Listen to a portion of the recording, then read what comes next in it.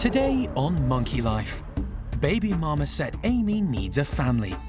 But will the whole household accept her? It's a bit frantic, but it's good. Nothing bad so far. An attempted coup at Malagasy leaves Lemur, Indiana feeling frozen out. Kurt, with the help of his brother Friedrich, has really been making an effort to oust Indiana from that top spot. And the chimps and the staff are in mourning for a much-loved friend.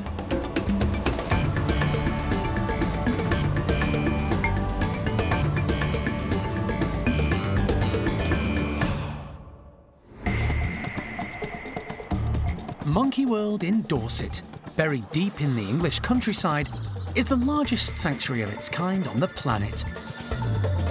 The team, led by Dr. Alison Cronin, rescue and rehabilitate abused and unwanted primates from all over the world.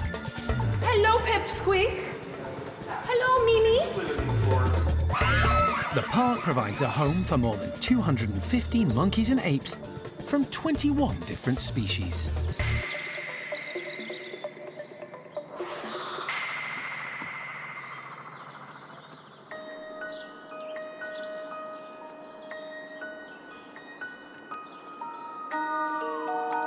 This morning, the park has woken to a magical winter wonderland. Mother Nature has left a layer of frost and ice everywhere, and all the platforms and hoses in the chimp enclosures are a sparkling sight to behold. It's a rare event, and Hananya's group of 19 chimps are fascinated. As ever, it's the leader who's showing the way. Hananya carefully forms a small ball of ice and begins licking it up. High-ranking female Johnny isn't so subtle, scooping up as much ice as she can before it starts to melt.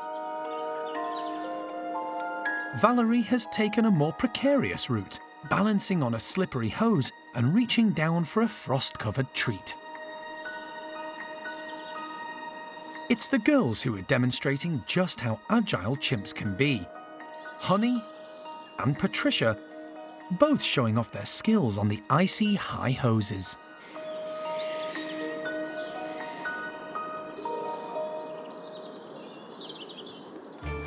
Thelma arrives clinging to Mum Cherry's back, which keeps her nice and warm as she gazes in wonder at the frost-covered park. Young chimps learn from their families, and after watching Jess, she soon catches on, scooping up and eating the ice. But at 4 years of age, she's adventurous and happy to go it alone. The slippery high hoses are treated with caution at first, but as Thelma gains confidence, she's soon showing off her balance skills, watched by Zeynep and Shamak, with Johnny following behind just in case. No need to worry. Thelma is turning into a strong and energetic young chimp with bags of ability. And in any case, Mum Cherry's never far away, keeping a watchful eye.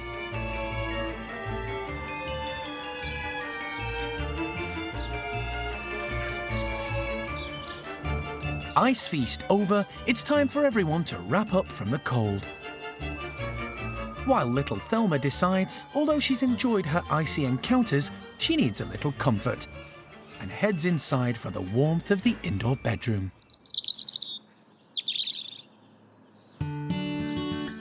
It's a big morning for another youngster at the park, who's also its newest arrival.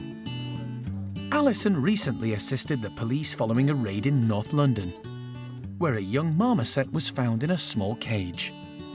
While the police case continues, the marmoset, probably less than a year old, has been placed in the care of Monkey World. The youngster was checked over at the park and given a clean bill of health. Hi, little girl. The team have now determined she's a female and named her Amy. Come on, Clydie. I've got a new baby for you. Amy needs a mum, so she was introduced to Clydie in the hope she'd adopt her. It was clear from the outset Amy was desperate for company of her own kind, and she made baby calls to the adult female. Oh, what do you think, Clydie? The introduction went well, Clyde, who was also rescued from very poor conditions, was instantly protective of Amy. A great start. This morning, we put Clyde just back with her family, with Milo and Caesar, just for the morning, so they could eat together. Just because she hasn't seen them since yesterday, we wanted to make sure they're still okay and still happy together. And then today, we're going to bring Clyde back to see Amy again, but we're also going to bring in Caesar, who's the youngster in this family group. Clyde is a proven adoptive mum and has been with her partner Milo since he was rescued 5 years ago. To keep the introduction controlled and not overwhelm Amy, Clyde will be there when she meets Caesar.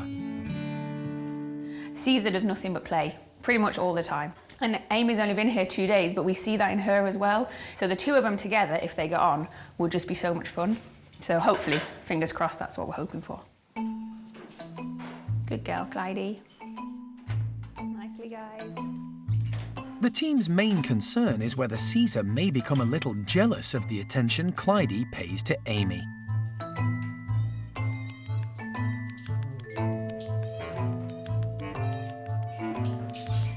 But they needn't worry.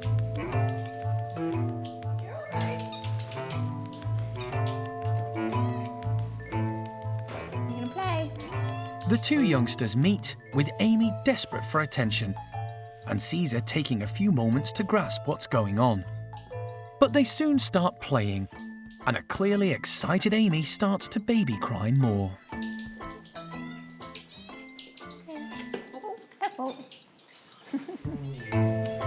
Baby crying is generally an attention-seeking sound from a young marmoset. It's a bit frantic, but it's good. Nothing bad so far. Adoptive mum Clyde stands by, ready to hand out reassurance if needed. Good girl. All right, Clyde. It's going so well, Alison and Karen need to decide if now is the right time to introduce dad of the group, Milo. What do you reckon? Does she need a break? Should we take it slow? For this family group of 3, the addition of Amy could be an absolutely brilliant thing because it means Caesar, who's a bit older than Amy, will have a really good active playmate. And, you know, the remaining piece of the puzzle here is Dad Milo. And Milo isn't our most well-adjusted marmoset here at the park, and he came from very difficult circumstances and also a cruelty case in the British pet trade. I'm hopeful that he's actually a nice person and that the baby will be okay, but that's the last piece in the puzzle, is bringing Dad in on this family group. I'm ready for another baby, Milo. After much deliberation, they decide Amy is coping so well it could be the right time to try and introduce her prospective dad.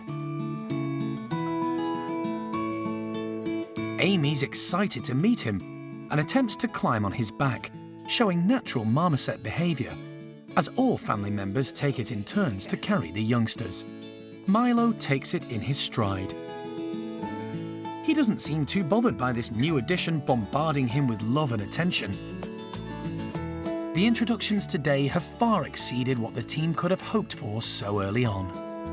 Really good. I think we've got a family unit. Shouldn't say that because I'm tempting fate, but I think we're going to be okay. If we can leave them together today, let them sleep together, this is a done deal. And like I said, now it'll just be over to sort of the police and making sure that we can keep hold of Amy. Good boy, Milo. Caesar, come on, buddy. If all continues to go well, Amy will have the family she so badly needs. The team are really happy.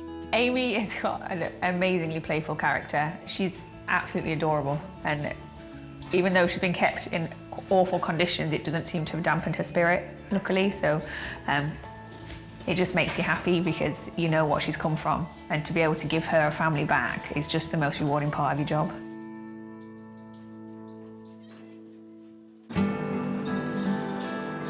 It's not just the weather that's cold and frosty in the lemur enclosure at Malagasy. The atmosphere is a little chilly too. Indiana, the group's dominant male and once constant companion of female leader Fennel, is having to keep his distance from the rest of the troop. 5-year-old twins, Kurt and Friedrich, are attempting a bit of a coup. Originally, Kurt and Friedrich had just climbed above a few of the lower rankers and were slowly sort of making their way up the group. But they've decided to go straight for the top boy.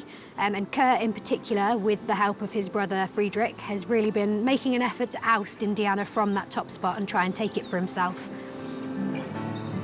There are 11 lemurs at Malagasy, 9 males, and the 2 females, Kaya and dominant female, Fennel. Females are in charge in ring-tailed lemur society, with a male hierarchy below. In the last few months, the 2 youngest males, Kurt and Friedrich, have come of age and decided to take over the top spot from Indiana. Kurt has led the way, with brother Friedrich backing him up. It started off with just a little bit of sort of pushing him off food, and it kind of escalated to a lot of chases. It didn't help as well that Kurt and Friedrich are very good friends with Kaya, who is a very feisty female, and she kind of loves any opportunity to join in on a chase, so she was allying with them and chasing Indiana around.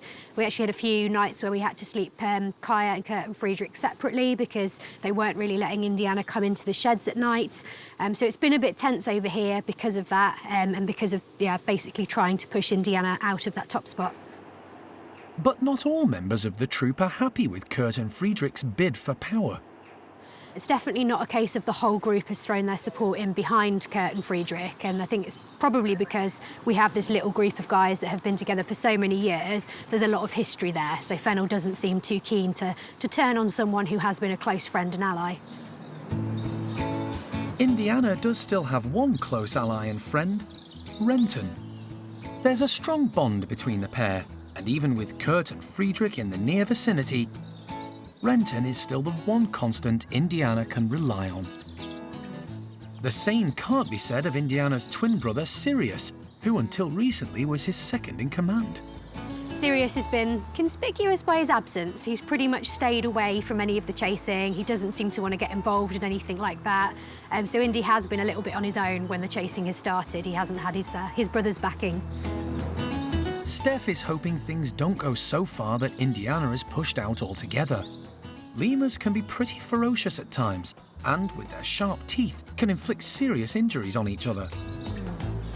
For now, he's standing his ground, and although on the periphery of the group, is determined to stay close enough without causing any serious conflict.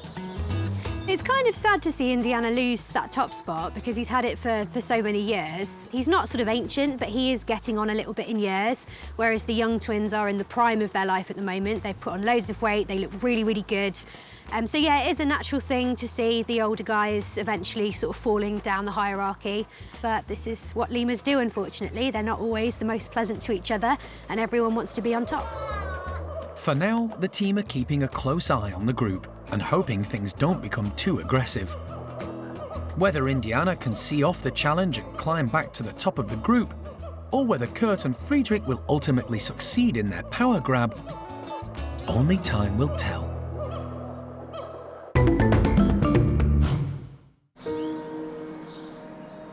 Monkey World was set up 30 years ago to provide a permanent home to 9 abused Spanish beach chimps. Since then, hundreds of primates have been rescued from all over the world, many arriving in poor physical condition, having suffered abuse or neglect in the hands of unscrupulous owners. Thanks to the dedicated staff at the park, most recover to live a healthy and normal life with others of their own kind.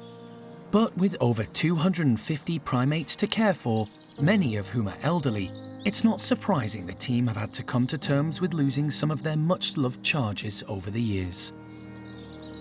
Some are expected, but every now and again something happens that leaves the team and the primates reeling. A few days ago they received such a shock. Without warning, bachelor chimp Ben suddenly passed away.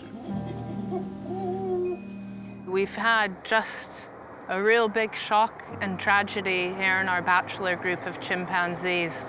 Unexpectedly, would have never called it in a million years, but Ben has passed away.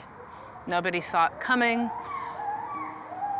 He went out with the group like he does every morning, And then all of a sudden, some calls went out that were clearly a little bit more full on and alerted the keepers that something was going on. And when they came out, Ben was out in the middle of the enclosure with everybody, sort of down on his belly.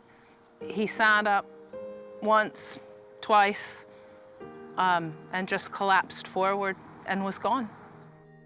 A post-mortem has revealed the cause of this tragic death. Ben died of a heart attack, and the condition which he had is called fibrosing cardiomyopathy, which is not an uncommon condition in young adult African apes. It's very sad and tragic. There was nothing that we, could have known was developing with Ben, or B, that we could have done anything about it even if we had known. Still, it leaves a big hole in the bachelor chimps, and sadly for us here at the park, a very tragic and difficult circumstance to deal with. Ben was one of the primates born at the park. He arrived in 2001 to Mum Peggy, following the failure of her birth control. Sadly, his start to life didn't go smoothly. Yeah, I looked in, do my morning checks, and I looked in there, and there's a baby being had and abandoned on the floor. And Mum, Peggy, had just sort of put him down and didn't want to know. And so clearly that, if you have to hand rear an animal, it's always a decision you have to make, whether you know, when to go in, if to go in, but there's nothing more obvious than that. So clearly, you know, we had to take him away to be hand reared. Ben was fortunate to have the love and attention of Jeremy, who hand reared him from day one. Look at him. Looks like anybody's kid, doesn't he? Dribbling and... And 2 months later, he was joined by another chimp, a little female called Pip, also left to fend for herself, this time by Mum Cherry. Together, they formed an inseparable bond. Ben and Pip were, I think really, it's a pretty well a foregone conclusion that bringing two up together like that, you know, whether they're chimps or orangs or any other animal, they're going to sort of have a real bonding going on, and Ben and Pip had a really good bonding. They can keep each other company, they can use each other as role models, and then sort of comfort each other, play with each other, entertain each other, and then there's less human influence going on, which of course is a lot better for them and easier to integrate them back into family life with other chimpanzees. Under the supervision of Sally, they both graduated into the chimp nursery where new friendships were made. Ben in particular became firm friends with Seamus and Turkish Charlie, partnerships that would help him in the future. And he made a big impression with the primate care staff too. You remember him from those days as just such a sweet-natured chimp. He was always so affectionate and really gentle around the staff, and just, you know, a fun chimp to be around. So I feel very privileged in that sense, because I obviously got to watch Ben grow and watch him, you know, become the magnificent male that he became. Having outgrown the nursery, Ben, along with Pip, moved to Hananya's group. But Hananya wasn't going to accept the young male into his community. So he moved to the bachelors. Hello, Shameless. Who's that? Is that Benny boy? He's a good boy. Where he would be reacquainted with old friends. Yeah, there were obviously a couple of individuals in the bachelor group that Ben had lived with in the past, and that was kind of a tick, I guess, in terms of making a decision about whether it would work there. And it's, you know, a testament to those animals and kind of the relationships that they form and the memories that they have, that they can recognise individuals many years on, and individuals that have changed physically. So that kind of gave us a good starting point, I guess. And from that point onwards, really, most members of the bachelor group took to Ben, and he developed, I think, so quickly at that point and became really a force to be reckoned with, and quite a significant member of that group. Ben was an extremely astute and savvy chimp forging strong relationships with some of the more dominant animals, yet still maintaining close bonds with the low rankers. He soon found himself rising up the bachelor hierarchy. And physically, he turned into a formidable-looking chimp. Strong and confident. Everything required to potentially become the alpha male, which makes his passing even more tragic.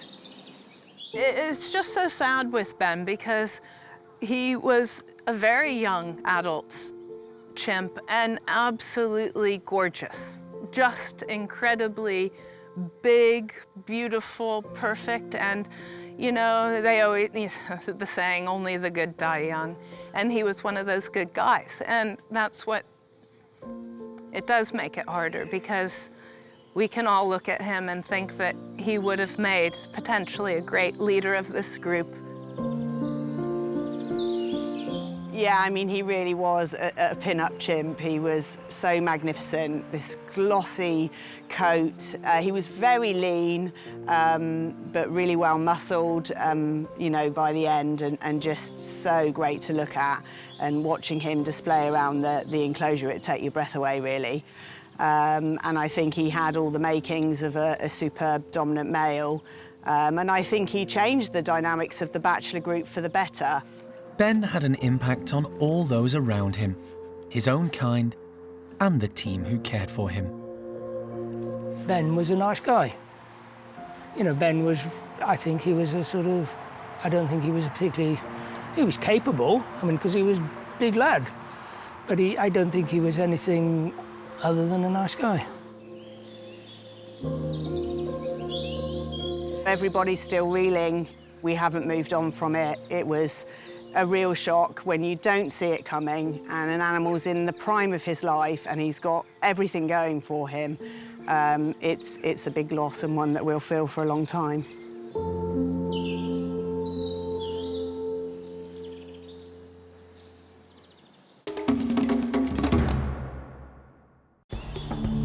Next time on Monkey Life, Alison's in the Lebanon to rescue two rare, endangered Gwenan monkeys. Hey, Mrs. Benny and Nia. Oh, there's the little boy.